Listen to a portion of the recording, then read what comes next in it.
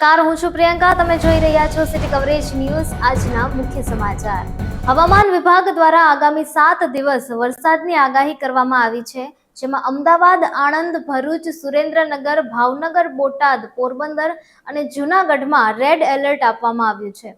સાથે જ બનાસકાંઠા, પાટણ, મહેસાણા, સાબરકાંઠા, ગાંધીનગર, અરવલ્લી, ખેડા, વડોદરા, સુરત, નવસારી, વલસાડ, દમણ, દાદરાનગર હવેલી, રાજકોટ, જામનગર, અમરેલી, મોરબી, દ્વારકા, ગીર સોમનાથ અને કચ્છમાં ભારેથી અતિભારે વરસાદની આગાહી કરવામાં આવી છે. આ ઉપરાંત માછીમારોને દરિયો ન ખેડવા માટે પણ સૂચના આપવામાં આવી છે. અમદાવાદ પ્લેન ક્રેશમાં મોતને ભેટેલા જૂનાગઢ કૃષિ યુનિવર્સિટીના પ્રોફેસર અને તેના પત્નીની દુર્ઘટનાના 6 દિવસ બાદ ડીએનએ મેચ થતા મૃતદેહ સોંપવામાં આવ્યો છે. અમદાવાદમાં અગ્નિ સંસ્કાર કરવામાં આવ્યા. નિવૃત્ત પ્રોફેસર રવજીભાઈનો મૃતદેહ સોંપાયો હતો. પત્ની શારદાબેનનો મૃતદેહ આજે મંગળવારે 3 વાગ્યે સોંપાયો.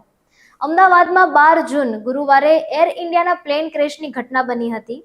આ દુર્ઘટનામાં 270 થી વધુ પ્રવાસીઓના મૃત્યુ નિપજ્યા છે.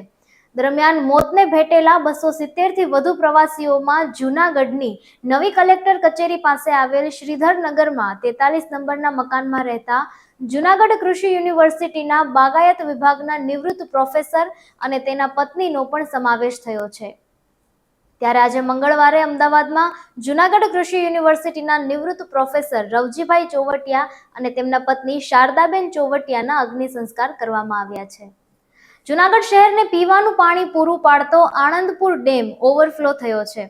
છેલ્લા 2 દિવસથી પડી રહેલા વરસાદને કારણે ડેમ 6 ઇંચથી ઓવરફ્લો થઈ રહ્યો છે.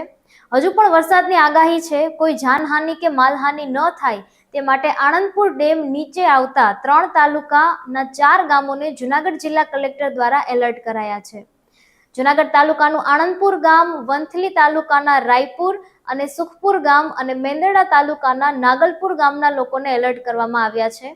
જૂનાગઢ શહેરને 3 ડેમ દ્વારા પીવાનું પાણી પૂરું પાડવામાં આવે છે.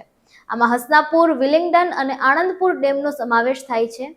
જૂનાગઢ તાલુકાના આણંદપુર ગામ પાસે આવેલ ઓજત વિયર આણંદપુર જળાશયમાં છેલ્લા 2 દિવસથી પડી રહેલા વરસાદને કારણે પાણીની આવક થતા ડેમ ઓવરફ્લો થઈ ગયો છે.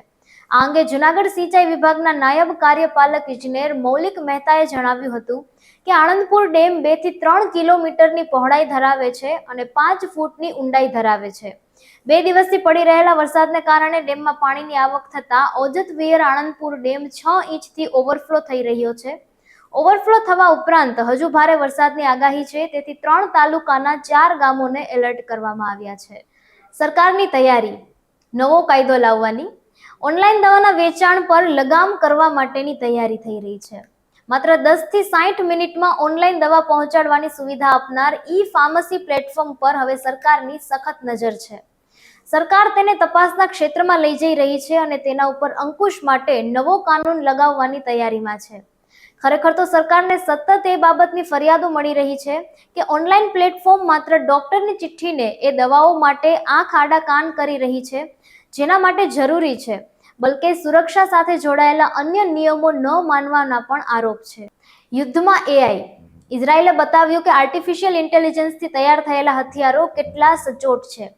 હવે યુદ્ધ માત્ર ગોળીઓ અને મિસાઇલોથી જ નહીં, પરંતુ આર્ટિફિશિયલ ઇન્ટેલિજન્સ એટલે કે એઆઈ, ડેટા અને મશીન લર્નિંગનું પણ બન્યું છે. એટલે હવે ચિત્ર સંપૂર્ણપણે બદલાઈ ગયું છે. 13 જૂનની સવારે ઈરાનની રાજધાની તહેરાનમાં વિસ્ફોટોનો અવાજ ગુંજી ઉઠ્યો ત્યારે દુનિયા ચોંકી ગઈ હતી. રાજ્યની આર્કિટેક્ચરની ડિગ્રી માટે 20 કોલેજોમાં પ્રવેશ માટે આજથી રજીસ્ટ્રેશન શરૂ. આર્કિટેક્ચરની કુલ 1332 બેઠકો પૈકી પ્રવેશ સમિતિ 817 બેઠકો માટે કાર્યવાહી કરશે. ધોરણ 12 સાયન્સ પછી ડિગ્રી આર્કિટેક્ચરમાં પ્રવેશ માટે આગામી 17મી જૂનથી ઓનલાઈન રજીસ્ટ્રેશન શરૂ કરવાની જાહેરાત કરવામાં આવી છે. નીટ અથવા તો જેઈઈ અને મેઇન આપી હોય તેવા વિદ્યાર્થીઓ આગામી 23મી સુધી ઓનલાઈન રજીસ્ટ્રેશન કરાવી શકશે. આર્કિટેક્ચરમાં હાલમાં કુલ 817 બેઠકો ઉપલબ્ધ છે. દેશની સૌથી મોટી બેંક સ્ટેટ બેંક ઓફ ઇન્ડિયાએ વ્યાજના દરમાં 0.50% ઘટાડો કર્યો છે. આરબીઆઈએ રેપો રેટમાં 0.50% ઘટાડો કરતા એસબીઆઈએ આ લાભ ગ્રાહકોને આપવાનો નિર્ણય કર્યો હતો. વર્તમાન અને નવા બંને લોન ધારકોને તેનો લાભ મળશે. નવા રેટ 15 જૂનથી અમલી થયા છે. SBI આ ઉપરાંત 3 કરોડ સુધીની રકમની તમામ મુદ્દતની ડિપોઝિટના રેટમાં પણ 0.25% ઘટાડો કર્યો છે, જેનો અમલ પણ 15 જૂનથી થઈ ગયો છે. સિટી કવરેજ ન્યૂઝના ડેઇલી અપડેટ માટે અમારી ચેનલને લાઇક કરો, શેર કરો અને સબસ્ક્રાઇબ કરો. આવતીકાલે મળીશું ફરી નવા સમાચારો સાથે. City coverage news Junagadh.